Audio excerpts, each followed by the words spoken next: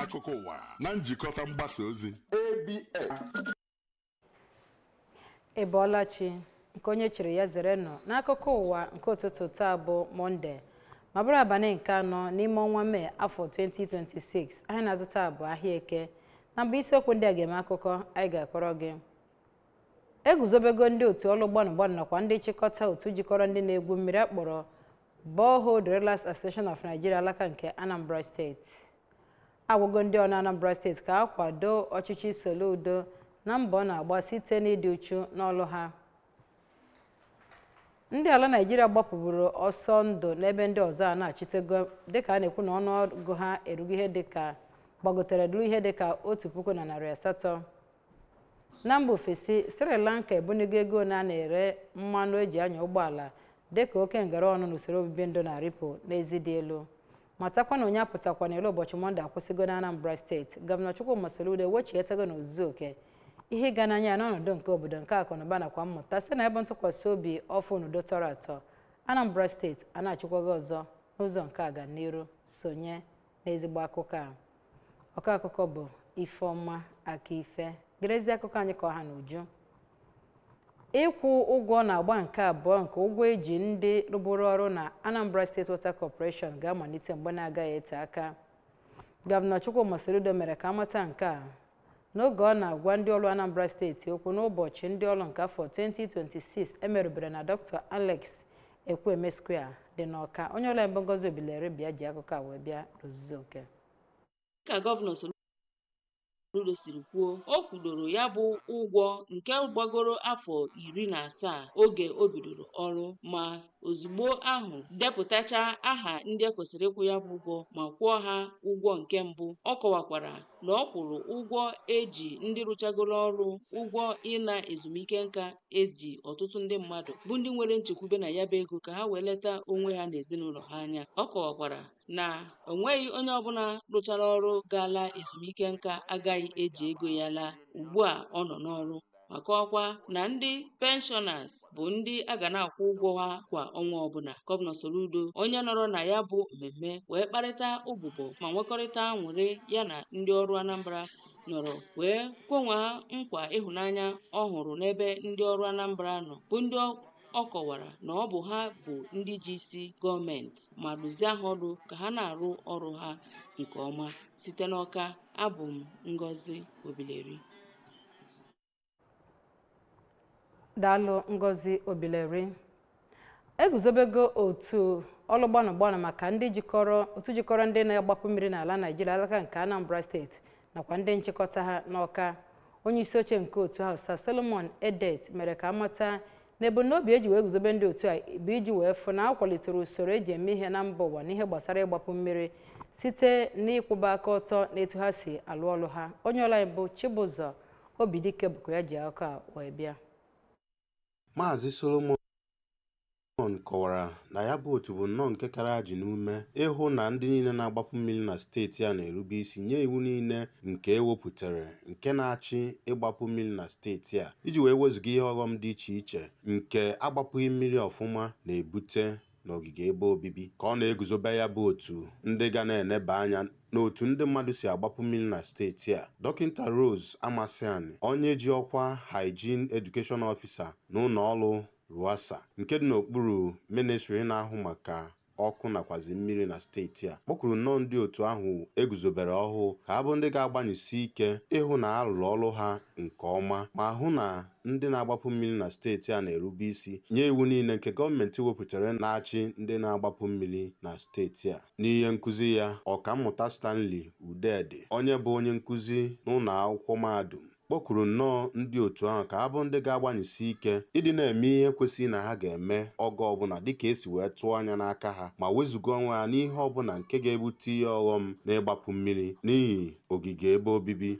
tozuru oke. Ebe ọ rụtụziri aka na ọ bụrụ na ndị a na-agbapụ mmiri ga-erube isi nye iwu niile gọọmenti wetara n'ahụ maka ịgbapụ mmiri na steeti a na gburugburu ebe obibi ga-adị mma. N'ikwuchitere ndị otu ya ọnụ ha, Injinia Onyeka Ezenwụba, onye bụ onye isi ya bụ ndị otu ga na-eneba anya n'ọrụ dị iche iche ndị na-agbapụ mmiri na steeti a na-alụ, kenere nnọọ ndị isi ya bụ otu maka ịtụkwasị ha obi ma rọpụta ha ka ha jere ha ozi ma kwee nkwa na ha ga-alụ ọrụ ha karịa ka esi wee tụọ anya n'aka ha. Ya bụ ihe mmemme bụ nnọọ nke ndị eji okwu agba izu n'ihe gbasara nchekwa na Anambra steeti bịara nke ọma, ndị gụnyere onye ji ọkwa onye isi Federal Road Safety Corps nakwazi ndị si na Nigeria Security and Civil Defense Corps na imerime ndị ọzọ. Onye isi oche otu kọmishọna maka kansụl ime obodo na Anambra steeti bụ Barrister Vin Ifeanyi Ezeaka agwụgo ndị ọrụ na Anambra steeti ka ha bụrụzie ndị nnọchite steeti a ebe ọ bụ na ha nọ site n'irube isi n'usoro na iwu na-achị ndị ọrụ oyibo oge niile na n'ebe niile. N'oge ọ na-ekene ndị ọrụ maka mmemme ụbọchị ndị ọrụ nke afọ 2026, Barrister Ezeaka gwara ndị ọrụ ka ha tinye ọkachamma ha n'ịkwado ọchịchị dị ugbu a na steeti a ebe ọ bụ na Gọvanọ Chukwuma Soludo apụtago nnọọ nke ọma wee kepụta eriri ọchị onye kwuo uche ya nye ndị Anambra. O mere ka amata na site na nkwado na ozu oke ịkwado iwu na amụma dịgasị iche iche nke gọọmenti steeti a, na Gọvanọ Soludo ga-anọ n'ọdụ ga-akawanye mma iji wee wepụta ezigbote ebumnobi dịgasị iche iche ọ bụ maka ọdịmma steeti a. Barrister Ezeaka mere ka amata na n'agbanyeghị na o nwekwara ndị ọrụ na-alụ ọrụ ọfụma n'etu ha si eji ozi ha, na ọ ka nwere ndị bụ ajọ nkịta ji isi anya ọkụ nọ n'etiti ha, ma dọọ ndị dị otu ha aka na ntị ka ha kwụsị iweta ihere nye ọrụ oyibo maka ọdịmma ha nakwa ọdịmma nke steeti a. Ọnụọgụ ụmụafọ Naịjirịa gbafuru ọsọ ndụ bụ ndị ji aka wee na-achitekwe na be ha n'okpuru atụmatụ nkwekọrịta ịnachite bụ nke e kwuru na ọ karịgo ogbugbu abụọ na agba nke mbụ nke afọ 2026 dịka ọ gbagotere ruo ihe dịka 1,805 site na 1,705 ọ dịbụ n'ọnwa Febrụwarị wee gbagotezie dịzịa mgbakọta 3,510 n'ọnwa Eprel. Nke a bụ ndị mmadụ nsogbu dịgasị iche iche chụpụrụ na be ha gburugburu ala Naịjirịa bụ nke gbagotere ruo ihe dịka 166,795 n'ime otu oge ahụ. Ya bụ ndekọta ọnụọgụ bụ nke sitere na etu esi wee chụpụ ndị mmadụ n'aka ike site n'aka ndị omepụ dịgasị iche iche ma bụrụ nke bipụtara site n'aka United Nations High Commissioner for Refugees maka ọnwa Febrụwarị, ọnwa Maachị nakwa ọnwa Eprel afọ 2026. Ya bụ ihe bipụtara n'abalị mbụ nke ọnwa Mee afọ 2026 bụ nke ewepụtara na njikọ aka UNHCR, International Organization for Migration's Displacement Tracking Matrix, Nigeria Immigration Service nakwa National Commission for Refugees, Migrants and Internally Displaced Persons, ma bụrụ nke dọtara ihe gbasara idekọta aha ndị mmadụ nakwa ọnụọgụ ndị nke bụ ụmụafọ Naịjirịa ya bụ nsogbu metụtara sitere na steeti dịgasị iche iche. Ndị a niile naghachitere n'ụbọchị ụmụafọ Naịjirịa ka ha niile bụ ndị naghachitere site na Cameroon, Chad nakwa Niger Republic n'okpuru ya bụ atụmatụ nkwekọrịta ka ha na-achịkwa n'ebe dịgasị iche iche bụ obodo ha, bụ ndị naghachiri n'obodo amụrụ ha dị na Borno steeti bụ ebe kachasị wee bụrụ ebe ya bụ akọrọ ndị Boko Haram nakwa ndị ọnụọ na ISWAP kachasị akpọtụ ma bụrụkwanụ ndị chụsachara ndị mmadụ n'ebe dịgasị iche iche na mpaghara Lake Chad Basin ruo ihe karịrị afọ 10 ugbu a.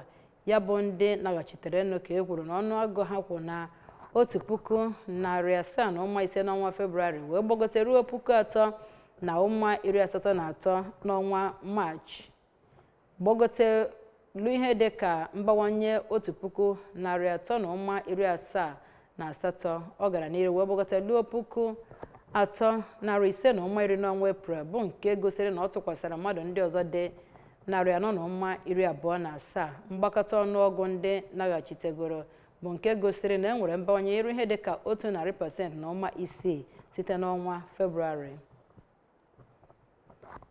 Na mbufesi, mba Sri Lanka ebunigo ego na na-ere mmanụ fuel site n'ihe dịka pasent 4 ụbọchị ụka n'oge ya bụ ego na na-ele mmanụ eji anya ụgbọala rigopụchara n'ezi dị elu ma bụrụ nke gbawanyere dịka ugbo abụọ n'ọnwa gara aga n'ihi ya bụ anaghị na-anọ na Middle East.